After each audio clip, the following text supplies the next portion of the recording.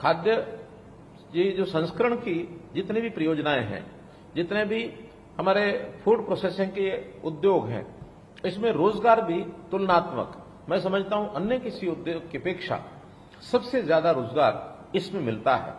तीसरा, आपके उद्योग के साथ बहुत से और उद्योग भी निकलते हैं, सहायक इकाइयां उनकी जरूरत होती है, जैसे पैकिंग मटेरियल है, जैसे कुछ ना कुछ फूड प्रोसेसिंग की इंडस्ट्री में कोल्ड स्टोरेज होते हैं, जो फसल जल्दी खराब होने वाली होती है उसको स्टोरेज करके ही बचाया जा सकता है।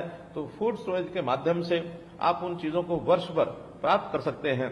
तो वैसे यही एक उद्योग है जिसका बहुत अधिक लोगों को लाभ हो रहा है। जैसे हमारी जनसंख्या बढ़ रही है, जनसंख्या का दबाव ये बढ़ रहा है, शहरीकरण बढ़ रहा है और स्वास्थ्य के प्रति भी ये एक लोगों की जागरूकता ये बढ़ रही है। तो इसमें एक विशेष आज के समय में अपने इस उद्योग का महत्व हो गया है।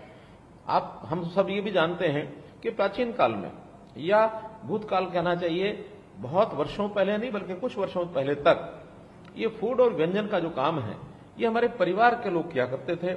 हमारी दादी, नानी, हमारे बड़े बुजुर्ग वो ऐसे तरह तरह के व्यंजन बनाने में कितना ही तरह का हमारा जो किचन का काम होता था वो किया करती थी और प्रिजर्व भी करते थे।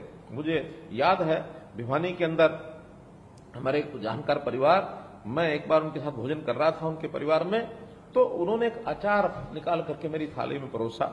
विशेष प्रकार का स्वाद था उसमें। मैंने पूछ लिया कि बगड़िया जी ये अचार तो बहुत पुराना लगता है। कहने लगे हाँ बस केवल 17 साल पुराना है। यानी 17 साल पुराना अचार मुझे वो खिला रहे हैं।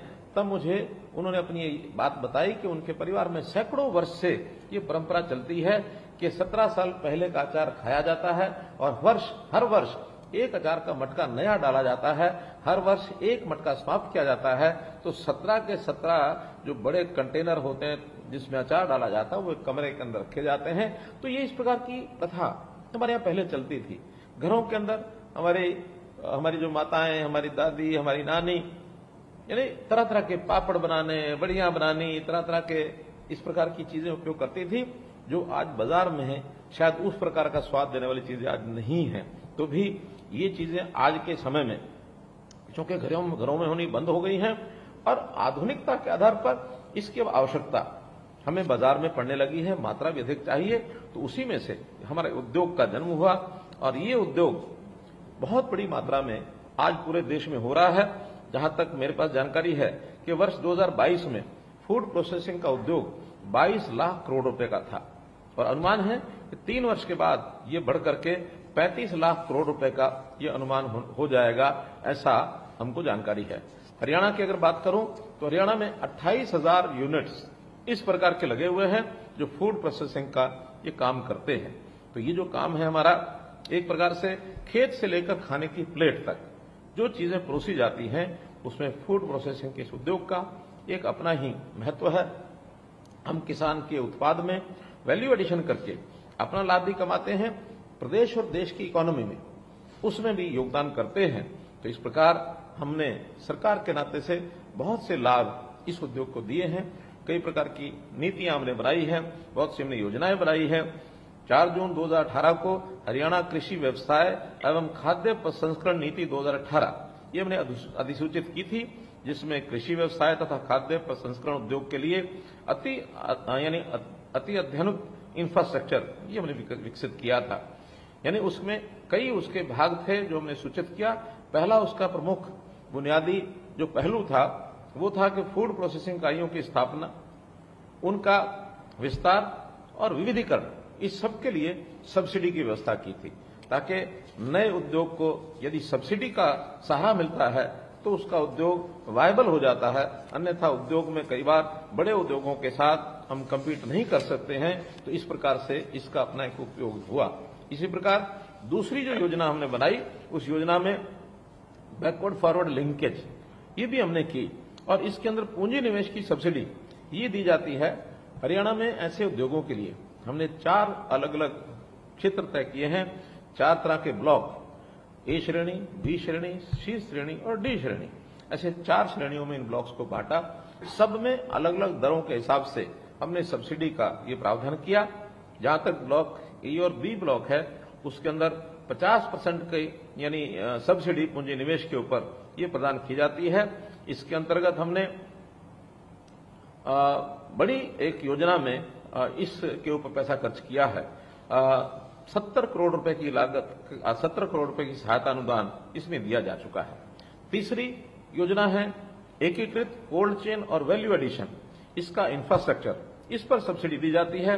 इसमें भी 35% से लेकर के 45% तक सब्सिडी ये प्रदान की जाती है और इस सब्सिडी को यानी भंडारण के बुनियादी ढांचे, पैकेजिंग, हाउसिंग, परिवहन के बुनियादी ढांचे, मूल्य संवर्धन और प्रसंस्करण बुनियादी ढांचे के लिए इसका उपयोग किया जाता है। 5 करोड़ रुपए की सब्सिडी इसमें दी जाती है। जहां तक अभी तक हमने इस 10 परियोजनाओं के लिए 49 करोड़ रुपए की सहायता ये दी जा चुकी है, इसका लाभ लोगों ने उठाया है। चौथी परियोजना एकीकृत मिनी फूड पार्क, इसको भी हमने प्रारंभ कराया है। इसमें ग्रुप्स यानी सी और डी ब्लॉक्स के जो श्रेणी है उसके अंदर 10 करोड़ रुपए की सब्सिडी दी जाती है। अभी तक केवल एक ही परियोजना, क्योंकि लेटेस्ट शुरू कराया है, तो उसके लिए 9 करोड़ 15 लाख रुपए की सहायता ये अनुदान दिया जा चुका है। मैं कहना चाहूंगा, ये बताना भी चाहूंगा कि हमारे जो फूड प्रोसेसिंग यूनिट हैं ये एमएसएमई श्रेणी के अंदर आते हैं, तो एमएसएमई श्रेणी के बहुत से लाभ ये हम देते हैं। इसका लाभ हमको सबको उठाना चाहिए। एमएसएमई में जो हमारा पंजीकरण हुआ है अभी तक पोर्टल के ऊपर 6,44,000 जो उद्यम हैं वो एमएसएमई पोर्टल पर ये पंजीकरण हो चुके हैं, जिसके अंदर 27,000 साढ़े 27,000 केवल फूड प्रोसेसिंग की ये इकाइयां हैं। तो इस फूड प्रोसेसिंग की इकाइयों के अंदर जो हमारी पॉलिसी है हीप 2020, ये भी एक पॉलिसी जिसमें 4,860 इकाइयों ने और अपने आप को अप्लाई किया है इसका लाभ लेने के लिए। अभी तक 1500 इकाइयों को लाभ वितरित किया जा चुका है। 719 इकाइयां ऐसी लाभ देने की प्रक्रिया में चल रही हैं। शेष को भी जैसे उनके आवेदन के दस्तावेज पूरे होंगे उनको भी इसका लाभ मिल सकता है। इसी प्रक्रिया में वाणिज्यिक उत्पादन शुरू करने की तिथि से 7 वर्ष के लिए 100% हम बिजली शुल्क उसमें छूट देते हैं और ये छूट आगे भी नई इकाइयां जो आएंगी उनको मिलती रहेंगी। ऐसे जो एमएसएमई के छोटे उद्योग हैं उसके अंदर बिजली को सस्ते दर पर ये दिया जाता है, इसका भी लाभ हम लोगों को देते हैं। ऐसे ही योजनाएं बहुत सी बताई जा सकती हैं। इन योजनाओं का अपना एक महत्व है। इन योजनाओं को देने से ही आखिर उद्योग आगे बढ़ सकता है। हम चाहेंगे कि हरियाणा प्रदेश कृषि प्रधान होने के नाते से ज्यादा फूड प्रोसेसिंग की इकाइयां ये शुरू करें, रोजगार को प्राप्त करें और हम अपने उपयोग के लिए हरियाणा में जो आवश्यकता है उसका तो हम उपयोग करेंगे ही। हमारी योजना हम एक्सपोर्ट करने के नाते भी यानी फॉरेन कोऑपरेशन डिपार्टमेंट उसके माध्यम से हम एक्सपोर्ट करने की योजना बना रहे हैं ताकि कोई एक निश्चित ब्रांड बना करके हम अपने यहां से चीजों को बाहर भेज सकें, ताकि उसका हम अपने यहां फॉरेन एक्सचेंज को लाने में भी देश के नाते से भी हम उसका एक प्रकार से उपयोग कर सके, हमको लाभ हो सके। मैं निश्चित रूप से फूड प्रोसेसिंग इंडस्ट्री के विकास के लिए कुछ सुझाव ये देना चाहूंगा। मैं समझता हूं आप निश्चित रूप से उस पर ध्यान करेंगे।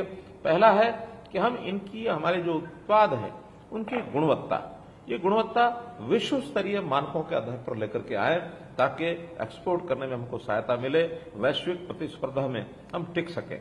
इसी प्रकार दूसरा, फूड प्रोसेसिंग के दौरान जो कृत्रिम प्रिजर्वेटिव्स हैं उन प्रिजर्वेटिव्स के कारण से कई बार खाने की जो क्वालिटी है वो उसका नुकसान होता है, लॉस होता है, तो उसका उपयोग न्यूनतम उपयोग करना चाहिए।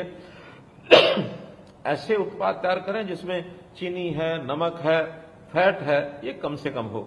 स्वास्थ्य के प्रति सचेत उपभोक्ता ऐसे खाद्य पदार्थों की मांग कर रहे हैं, इस ओर हमारा ध्यान रहना चाहिए। इसी प्रकार हम जानते हैं कि आज भारत इंडस्ट्री 4.0 के दौर में डिजिटल रेवोल्यूशन का चेहरा बना हुआ है। फूड प्रोसेसिंग में भी इसका कारगर उपयोग हो रहा है। विशेषकर उत्पादों को बेचने में डिजिटल प्लेटफॉर्म बहुत उपयोगी साबित हो रहे हैं। ज्यादातर उपभोक्ता कोई भी खाने पीने की चीज खरीदने के समय उसकी ऑनलाइन उपलब्धता ये तलाश कर रहे हैं। बहुत सी ऐसी कंपनियां आ गई हैं जो डिजिटल तौर पर जो मार्केटिंग के माध्यम से अपने उपयोग की चीजें ये घर पर मंगवाते हैं, सीधे उपभोक्ता भी उस पर अपना रजिस्ट्रेशन करा करके इन चीजों को बेच सकते हैं।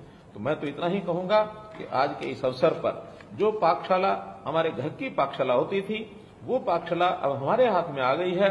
उसका उपयोग तभी होगा, जैसे मैंने बताया, क्वालिटी ऑफ फूड, ये एक बात है।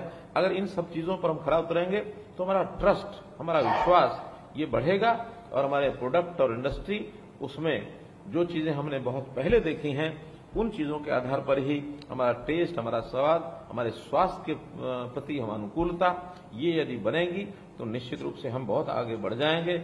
इसका हम पूरा ध्यान रखेंगे और इसी नाते से मैं आज आपको अपने इस उद्योग के माध्यम से लोगों की जो हम सेवा कर रहे हैं, भले हमारा ये व्यवसाय है लेकिन फिर भी हम अपने इस व्यवसाय के माध्यम से अपने देश की सांस्कृतिक पहचान, अपना जो सेवा भाव है, अपनी जो विरासत है, इसमें जिसमें भारत का जायका, स्वाद, ये लोगों को बता सकते हैं कि व्यंजनों के नाते से जितना भारत में जितने प्रकार व्यंजनों के होते हैं शायद दुनिया के किसी देश में हों, क्योंकि हम इसको अभी महसूस कर चुके हैं। G20 में दुनिया भर के लोग हमारे देश में जो आए और अपने देश के जो व्यंजन, उनका जो उन्होंने टेस्ट, उसका जो स्वादन किया, उन्होंने भूरी पूरी प्रशंसा की। और खासतौर पर जैसा 2023 का ये वर्ष मोटे अनाज का वर्ष चल रहा है, तो इस मोटे अनाज के इस वर्ष में, मिलेट ईयर के इस वर्ष में हमारे यहाँ मिलेट बहुत उपयोग होता है। उस मिलेट का जो पैदावार है उसके भी हम यदि कुछ प्रोडक्ट बनाते हैं तो अपने आप में ये एक सोने पर सुहागा होगा। तो मैं इस नाते से आपसे उम्मीद करूंगा कि आप अपने प्रयास के माध्यम से इन चीजों को आगे बढ़ाएं।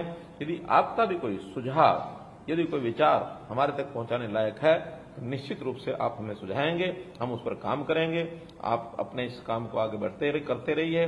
मेरी आपको बहुत बहुत शुभकामना, बहुत बहुत धन्यवाद।